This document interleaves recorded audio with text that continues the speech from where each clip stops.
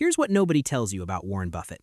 Before the billions, before Berkshire Hathaway, before he became the Oracle of Omaha, Warren Buffett made his first $1 million with just $100 of his own money. And the strategy he used back then? It's the complete opposite of what he does today. In fact, if you tried copying billionaire Buffett's current moves right now, you'd probably fail, because the game he plays today with $300 billion is fundamentally different from the game he played when he was broke and hungry. Omaha, Nebraska. 1940s. Before dawn breaks, a skinny kid with messy hair pedals through freezing streets on a beat-up bicycle. His breath creates fog in the cold morning air. While other kids are asleep, warm in their beds, dreaming about comics and baseball, young Warren Buffett is delivering newspapers. His fingers are numb, his legs ache, but his mind? His mind is calculating. How many papers per hour? How much profit per route? How to optimize the entire system. This isn't just a paper route. This is his first taste of business. By age 13, Warren isn't just delivering papers anymore. He's running multiple hustles simultaneously. Selling chewing gum door to door, 5 packs at a time. Hawking ice-cold Coca-Cola bottles at the park on summer days. He even starts a pinball machine business with a friend, placing machines in barbershops around town. Most teenagers are begging their parents for allowance. Buffett is thinking about profit margins and cash flow. But here's what separated young Warren from every other kid hustler. He wasn't spending the money. Every single dollar he earned went into a mental account labeled future. While his friends bought candy and movie tickets, Warren was calculating compound interest in his head. He knew something they didn't. Money makes money. And money's money makes money. The earlier you start, the more powerful it becomes. Age 11. Warren Buffett makes his first real stock purchase. He's saved up his newspaper route money, dollar by dollar, week by week. 3 shares of Citi's Service Preferred at $38 each, $114 total. His hands shake as he fills out the order. This isn't play money anymore. This is real. This is the beginning of something. Then the unthinkable happens. The stock drops.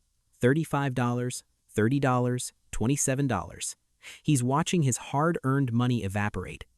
Every morning before school, he checks the newspaper stock listings. His stomach churns. He can't sleep. He made a mistake. This is what failure feels like. But Warren doesn't sell. Something inside him, maybe stubbornness, maybe intuition, tells him to hold on. Slowly, painfully slowly, the price climbs back. $30, $35, $40. The moment it crosses 40, Warren sells immediately. $5 per share profit, $15 total. Relief washes over him. He escaped. He's a genius. Then he watches in absolute horror as Citi's service keeps climbing.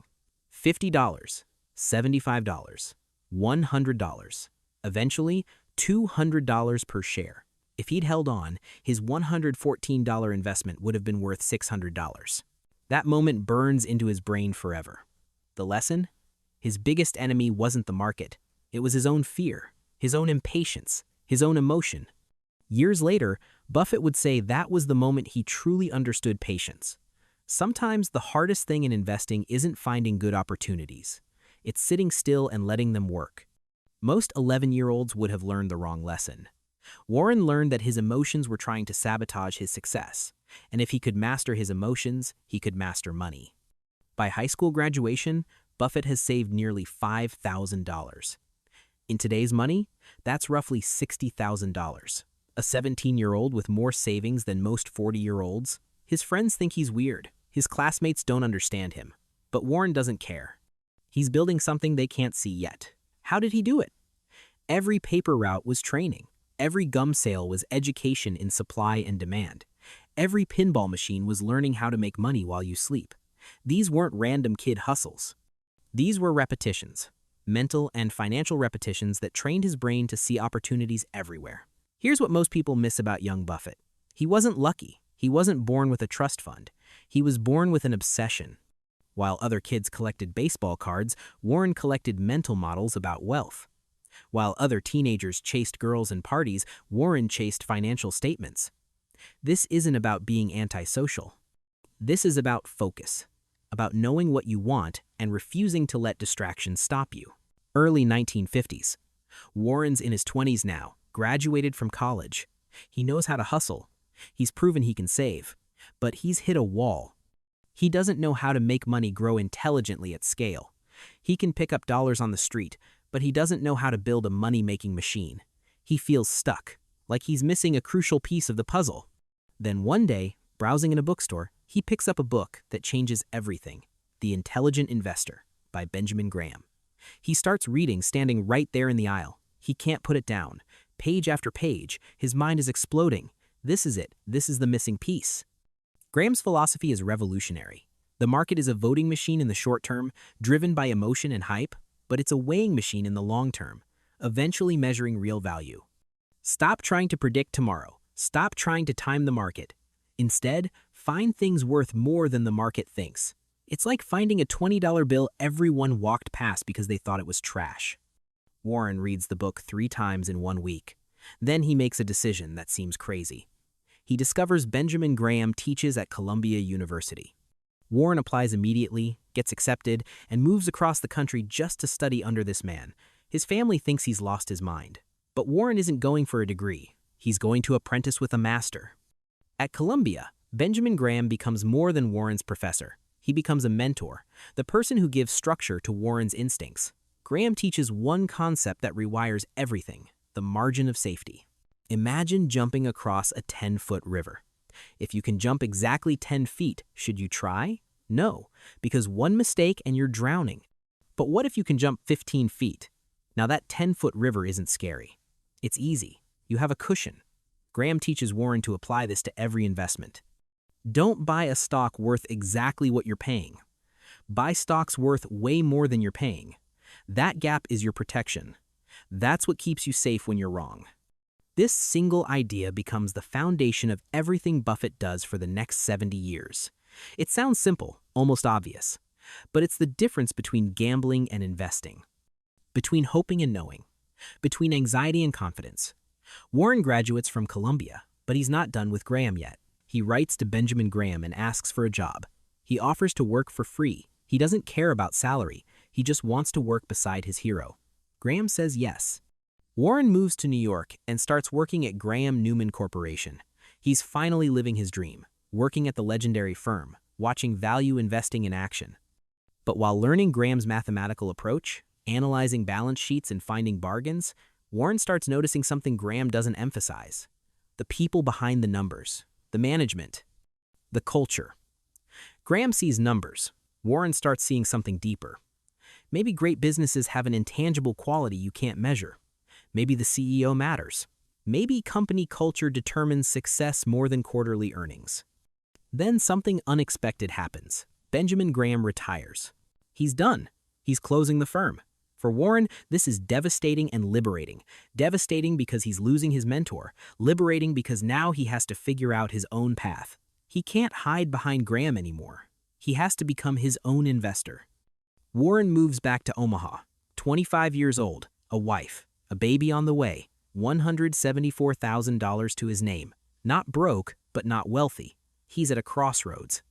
He could get a normal job, play it safe, build a comfortable middle-class life, or he could take everything Graham taught him and build something risky, something that could fail spectacularly or succeed beyond imagination. He makes his choice. He starts his own investment partnerships. Tiny hedge funds before hedge funds become mainstream. Other people give him money to invest. If he loses money, he takes 0 fees. If he makes money, he takes a small percentage. But here's the problem. He's 25. He lives in Omaha, not New York. He has no track record, no fancy office. Why would anyone trust him? Warren does something requiring incredible courage. He visits family and friends, one by one, knocking on doors. He sits at kitchen tables and pitches. I've studied under Benjamin Graham. I understand value investing. Trust me. Would you give your money to a 25-year-old with glasses and a second-hand car? 7 people said yes. His sister, his aunt, his college roommate. A few close friends. Total capital raised, $105,000. His own money, just $100. Warren is about to turn other people's money into his first million without risking almost anything of his own. He's using trust leverage, reputation leverage, skill leverage. This is how wealthy people think differently. They don't just use their own money. Now Warren needs a strategy. He can't compete with Wall Street firms. They have armies of analysts and insider connections. He has a desk, a phone, and stacks of annual reports. So he focuses on something they ignore: cigar butt investing. Finding used cigars on the ground. They look disgusting. Everyone walked past, but there's still one puff left: free value. That's his strategy. Find beaten-down companies everyone abandoned. Companies trading for less than their assets are worth. Companies so boring that Wall Street won't look at them. Buy dirt cheap. Extract value. Sell when the market wakes up. Not glamorous, not exciting. But it works. First-year results shock everyone. His partnerships return over 10%. The market returns 2.5%. He's crushing it. Year 2, he does it again. Year 3, again. His investors can't believe it. They tell their friends. More people want in, but Warren stays disciplined. He doesn't get cocky. He sticks to the boring, systematic approach. Find value others miss. Buy with margin of safety. Wait patiently. Repeat. Simple is what works. Complexity is where mistakes hide. While this is happening, Warren picks up another book, Common Stocks and Uncommon Profits by Philip Fisher. Fisher challenges Graham's entire approach. Don't just buy cheap companies. Buy great companies at fair prices. Warren has been bargain hunting in junkyards. Fisher says look for excellent companies with great management and loyal customers. At first, these ideas seem contradictory. Graham says buy cheap. Fisher says buy quality. But Warren starts synthesizing them. What if you could find quality companies at cheap prices? This hybrid approach, combining Graham's discipline with Fisher's quality focus, becomes Warren's secret weapon. He's evolving beyond his teacher. Warren even meets Philip Fisher in person. Fisher is reclusive, rarely gives interviews, but Warren tracks him down. Fisher shares one golden principle: good management matters more than anything on a balance sheet. A cheap company run by idiots stays cheap. But a slightly expensive company run by brilliant people, that compounds wealth for decades. This shifts Warren's entire approach. He starts looking for economic moats. Think medieval castles surrounded by water. The moat protects from invading armies. In business, a moat protects from competition, brand loyalty, patents, cost advantages, network effects. Warren realizes companies with strong moats compound wealth almost automatically. Instead of constantly trading, you buy a moated business once and hold for years. You let the business grow. You let profits reinvest. You let compounding do the heavy lifting while you do nothing. This is ultimate passive income. Not because you're passive, but because you did the hard work up front, and now time creates wealth. By 1962, just 6 years after starting with nothing, Warren's share of the partnerships crosses $1 million. He's a millionaire at 32. But he doesn't throw a party. He doesn't buy a mansion. He just keeps working. Because hitting $1 million isn't the finish line. It's proof his strategy works. It's validation that patience beats cleverness. So how did Warren pick winners? He had a system. He'd read company reports for hours like detective novels. He wasn't looking for hot tips. He was hunting for one thing: a dollar selling for 50 cents. One early home run was Sanborn Map Company. They made maps for insurance companies. Boring. Nobody cared. But Warren noticed their investment portfolio was worth more than the entire company's stock price. Free money hiding in plain sight. Buffett once said the best investment is in yourself, and reading is how you do it. He literally read thousands of pages every week. Annual reports, industry analyses, competitor filings. He'd read everything before investing a single dollar, and he had one iron rule: only invest in businesses you completely understand. If the business model was too complex, he'd skip it, no matter how good it looked. He called this his circle of competence. Stay inside what you know. Master your domain. Don't pretend to understand things you don't. This discipline saved him from countless disasters. While other investors chased shiny objects outside their expertise, Warren stayed in his lane and dominated it completely. As Buffett combines Graham's value approach with Fisher's quality focus, the moat concept becomes legendary. Coca-Cola has a moat. Disney has one. American Express has one. These companies can raise prices, and customers keep paying. They have pricing power. They have brand loyalty that's almost religious. That's the ultimate business advantage. And here's Buffett's greatest insight. It wasn't about picking stocks. It was about patience. About understanding that wealth isn't built by being clever every day. It's built by being smart once, then letting time do the work. Compound interest is the eighth wonder of the world. A great business growing 15% annually doesn't just make you 15% richer each year, it makes you exponentially richer over decades. The first million took 7 years, but the discipline and habits built in those 7 years created a foundation for billions. Because compounding doesn't just work on money, it works on knowledge, skills, relationships, reputation. Every boring decision he made stacked on top of the previous one, building something unstoppable. Here's what most people miss. The game Buffett played building his first million is completely different from what he plays today. Young Buffett was small, flexible, hungry. He could buy tiny, underpriced companies nobody noticed. A $200,000 hidden gem? He'd buy the whole thing. Today, Berkshire manages over $800 billion. You can't be nimble with that. It's like parking a cruise ship in a garage.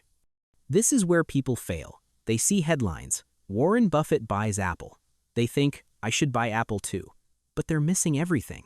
Buffett's buying Apple because it's a cash-generating monster fitting his empire.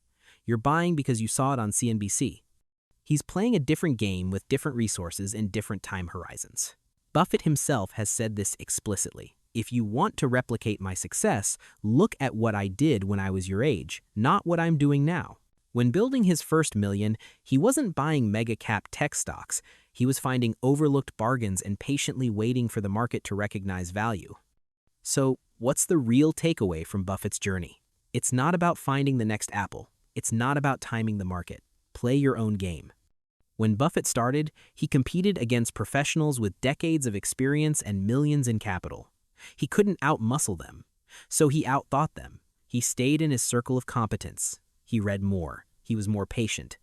He focused on what he could control, his decisions, his discipline, his learning. Everything else was noise. The market's going to do what it does. Other investors will panic and chase trends. Your job isn't to predict them. Your job is to be rational when everyone else loses their mind. Buffett's first million came from a simple formula repeated thousands of times. Find something valuable that's mispriced. Buy it with margin of safety. Wait patiently while the market corrects. Reinvest profits. Repeat. No lottery tickets. No get-rich-quick schemes. No complicated derivatives. Just patient, disciplined, boring excellence.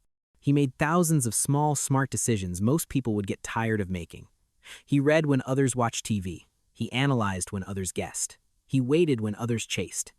And those habits, accumulated over years, created something most people never have: true financial independence. The path to your first million won't look exactly like Buffett's.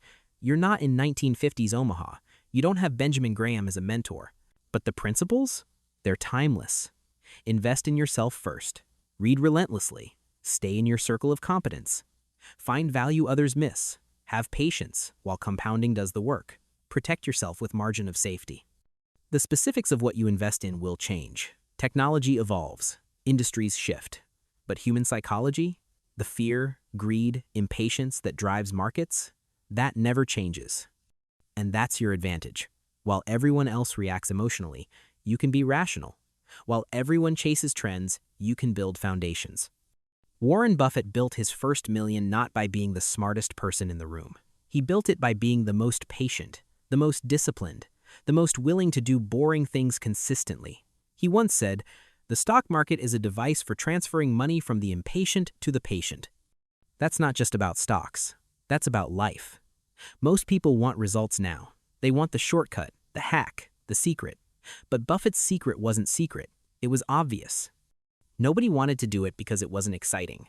Read more than everyone. Think longer than everyone. Wait longer than everyone. Make boring, smart decisions when everyone else makes exciting, dumb ones. That's how a kid with a paper route and $100 became one of the richest people in history. Not by playing someone else's game, by mastering his own. The question is, what's your game? And are you patient enough to win it?